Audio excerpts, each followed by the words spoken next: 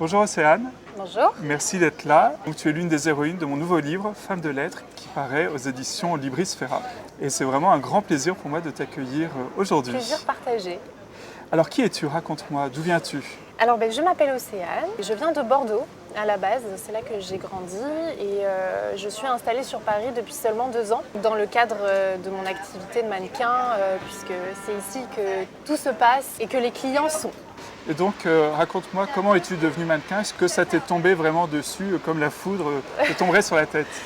Non, ça m'est pas tombé dessus non plus complètement par hasard. Comme je suis blonde et grande, tout le monde m'a toujours dit, voilà, je devrais être mannequin. Et un jour, mon père m'a dit, écoute Océane, moi je pense que tu devrais t'inscrire à ce concours. Donc, du coup, pour dénicher la prochaine mannequin, voilà. Prochain talent en fait. Voilà, c'est ça. Donc j'ai participé au concours, ça a bien fonctionné. Et donc à partir de là, j'ai intégré des agences qui ont commencé à me faire travailler, à me faire faire des shootings photos. Donc c'est là que j'ai eu mes premières expériences avec des photographes, des make-up artistes, découverte totale, l'univers de la mode. Voilà. Okay. C'est comme ça que ça a démarré. Et à quel âge cela a-t-il démarré? À 16 ans. À 16 ans, donc c'est jeune, c'est très jeune. Très très jeune. C'est au moment où on commence à peine à se découvrir en tant que jeune femme. C'est l'âge propice pour nous faire commencer. Bien sûr. Après, pour commencer en tant que mannequin, je suis pas sûre que ce soit l'âge idéal. Ouais. Toi, ça a été une expérience qui a été difficile de démarrer si jeune, par exemple? Ça n'a pas été facile, oui. Beaucoup de remises en question sur le physique. C'est un âge où on n'est pas encore tout à fait en harmonie avec soi. On apprend à se connaître. Voilà, il y a toute une question autour de la morphologie, du poids, des mensurations. On nous demande de rentrer dans un moule, surtout à l'époque. À ce moment-là, ça a été un peu compliqué parce que je ne rentrais pas forcément dans les codes. Dans des standards qui étaient quand même très rigides. C'est ça. Donc voilà, donc j'ai fait une petite pause à un moment donné pour me recentrer sur moi et voir les priorités qui étaient déjà de finir mes études et de prendre confiance en moi, de faire ce métier vraiment par envie et non par dépit parce que l'image était là. Tu collais à l'image de mannequin, mais ce n'était pas tout à fait en harmonie avec ton alignement personnel. Oui. Voilà. Aujourd'hui, je suis mannequin à temps plein et je suis heureuse de l'être parce qu'on m'accepte comme je suis et ceux qui ne m'acceptent pas, tant pis pour eux. Voilà.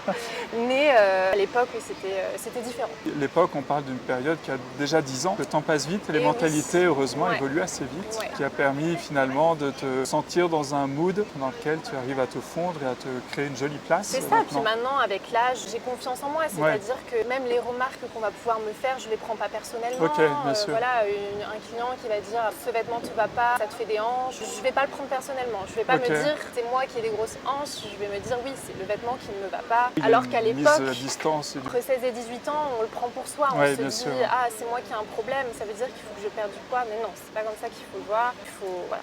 Alors maintenant tu es mannequin à temps plein depuis 2 ans. Et alors c'est un métier, on a plein d'idées reçues en fait. On s'imagine que vous êtes sans cesse sous le feu des projecteurs, d'un avion à l'autre. Je pense que la réalité de la vie est un peu différente et qu'entre 2 shootings, en fait, il peut y avoir des temps longs qui nécessitent une discipline pour trouver au fond une certaine forme d'équilibre. Complètement.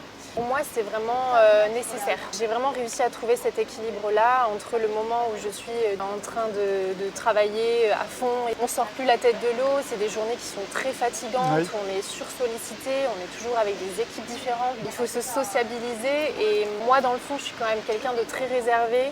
J'ai besoin de calme. Donc, c'est des moments pour moi qui sont fatigant et les moments après de calme me permettent de me ressourcer.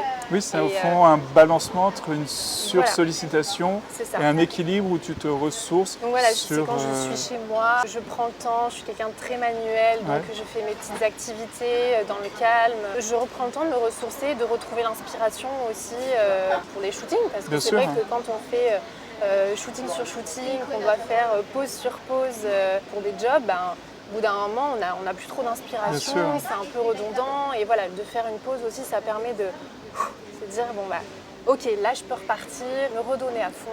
Voilà.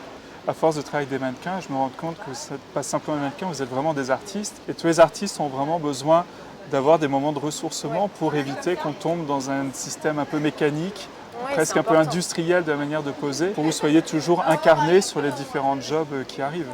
C'est ça, après ça dépend de la nature du job. C'est sûr que quand on fait du job e-shop, e-commerce, où on doit faire des pauses pour vraiment mettre en valeur le vêtement, c'est un peu mécanique. On a tout à peu près les mêmes types de pauses qu'on va donner. Mais après, si c'est pour des shootings campagne ou c'est plus inspirationnel, à ce moment-là, oui, il faut proposer des choses dans un esprit. Et là, c'est plutôt le côté artiste du coup qui Oui. ressort pour moi. Et c'est vrai que on dit souvent les artistes, on a quand même besoin d'une discipline. On aurait tendance à croire que c'est des métiers où l'inspiration vient toute seule. En réalité, c'est vraiment aller chercher les inspirations, se Exactement. nourrir spirituellement, artistiquement. Ça vient pas tout seul. Non, non, c'est vraiment Les pas tout premiers seul. shootings à 16 ans, je tu ne posais m'étonnes, pas hein. comme ça. Non, c'est clair. Ça, c'est vrai. Ouais, ouais. Et alors c'est vrai que quand on regarde aussi les temps de ton travail, il y a une partie du chapitre, la question de la nudité est pas mal abordée, parce que tu poses nu ou en partie nu. Moi personnellement, je trouve que tu as une manière de le faire qui est très délicate, très fine, très douce. Et toi, en tant que jeune femme, comment tu te positionnes par rapport à cette discipline en particulier? Alors j'adore le nu, Ouais. j'adore le nu, la nudité. Pour moi c'est quelque chose de très naturel. Je pars du principe que c'est notre enveloppe corporelle, Bien sûr, donc voilà, que ce soit un corps d'homme ou un corps de femme d'ailleurs. Après voilà, il faut faire attention à comment c'est fait en finesse, avec élégance, choisir du coup ses Bien photographes, sûr. bien s'entourer et pas faire n'importe quoi avec ça. Donc j'adore, mais j'en fais de moins en moins. Ouais. Tu mets des limites en fait. Je mets des limites, bien. voilà, j'en ai ressenti pas mal le besoin à un certain moment de ma vie justement parce que ça m'a permis de développer une partie de moi que je ne Bien sûr. connaissais pas, de comment je peux m'assumer en étant nue, en étant réellement moi-même et ça m'a permis de m'assumer pleinement. Maintenant je ressens un petit peu moins ce besoin. Donc j'en fais moins avec certains photographes dans un système de il faut faire du nu pour faire du nu, pour faire des likes, pour certaines plateformes. Et Ouais. parfois ça perd un peu son sens. Et je Oui. trouve ça dommage. Oui, au fond, ça noirait presque la Voilà. noblesse de cet art de la Exactement. nudité, comme en peinture. En fait, on peut le retrouver dans chaque canal artistique, dans un truc un peu noyé pour faire du nu. Donc, ça n'a plus tellement de sens par rapport à la vision que tu as et la Exactement. philosophie Exactement. qui Donc je trouve conduit ça cela. un petit peu dommage. C'est Ouais. pour ça que j'ai un peu freiné là-dessus parce que j'ai pas envie non plus, en plus d'être catégorisée Oui, bien comme sûr, quelqu'un hein. ne faisant que ça, évidemment. Ce qui est très faux, c'est le fait de faire un peu nu dans notre partie, même si ça représente 5% du travail global, c'est vraiment ce qui va occulter tout le reste. Ah mais de toute façon, dès qu'on commence à montrer qu'on fait un petit peu nu, Ouais. tout le monde réplique en disant moi aussi j'en veux. Ouais. Donc voilà, Je comprends que tu aies besoin il faut de limiter, couper, bien sûr. voilà, il faut limiter et s'écouter et choisir les artistes avec qui il peut y avoir un feeling Bien sûr. et qui réussiront te mettre, magnifier. à mettre ça en lumière Bien de sûr. manière élégante et voilà, il faut le faire mais avec parcimonie. Oui, et avec un peu de contrôle en amont Voilà. pour que les projets soient vraiment C'est bien ça. choisis. Exactement. C'est très bien. Et c'est vrai qu'au sein de ce livre, donc tu te confies sur différents aspects de ta vie. Et moi, j'ai trouvé ça extrêmement enrichissant parce que ce soit pour toi ou pour toutes les autres, on a vraiment une profondeur presque insoupçonnée de tout ce qui se passe dans les mannequins, dans la manière dont elles conduisent leur carrière, dont elles mettent finalement leur féminité en avant, alors que c'est un milieu qui peut être perçu comme très cruel avec les femmes. Et toi, est-ce que tu as des expériences aussi qui t'ont marqué durant ta carrière en tant que jeune fille ou maintenant en tant que jeune femme? Alors au début, oui, ça a été un peu compliqué. Quand j'étais très très jeune, très réservée, très naïve, Ouais. très sensible aussi. C'est un métier qui n'est pas évident. Voilà, on dit les choses par rapport aux mensurations également. Bien sûr. J'ai pris beaucoup de réflexions sur le fait que j'étais trop grosse, ça allait pas du tout le faire. Voilà. Et puis je pense qu'il y a certaines personnes dans ce milieu. Aujourd'hui, c'est beaucoup moins le cas. Les photographes prenaient un peu le dessus en disant il faut que tu correspondes à ça, sinon tu ne marcheras jamais. Et du coup, ça exerçait une forme de pression. Oui, malsaine peut-être. Voilà, donc des expériences comme ça en étant très jeune, j'en ai vécu Ouais, pas mal je et c'est ce qui comprends. m'a un peu dégoûtée du milieu d'ailleurs et c'est pour ça que j'ai arrêté un moment. Maintenant j'en ai beaucoup moins. On retrouve un petit peu une forme de harcèlement peut-être Ah ouais sexuel de la part de photographes. Il peut arriver qu'il y ait ce genre de dépassement. C'est pas non plus très très récurrent heureusement, mais voilà, ça peut arriver aussi, donc il faut se méfier, il faut faire attention avec qui on Ouais, travaille bien sûr. et voilà.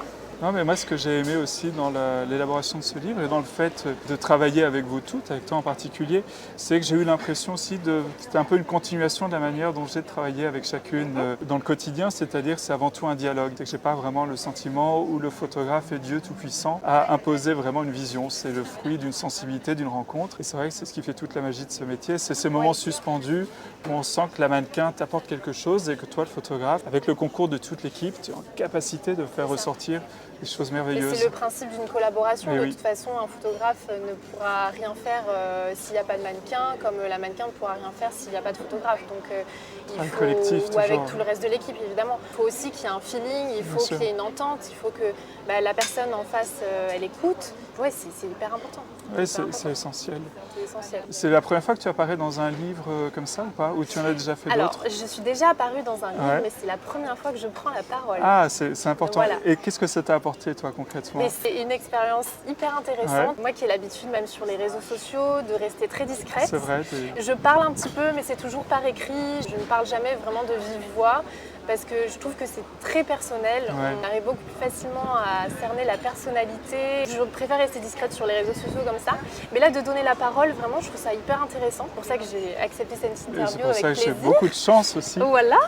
Et c'est génial de pouvoir donner la parole à des femmes qui ne sont pas que des porte-manteaux. Mais oui, voilà, justement, qui c'est vraiment sont l'objet des de ce vraies bouquin. personnes. Et même si on a deux photos qui sont complètement semblables, et ben, enfin, dans le fond, on est complètement différents. Ouais. Voilà. Et puis j'imagine qu'en fait, pour ce jeu de mannequin soit vraiment plein et entier, il y a vraiment une disposition presque spirituelle de corps et d'esprit pour pouvoir donner le meilleur de vous-même.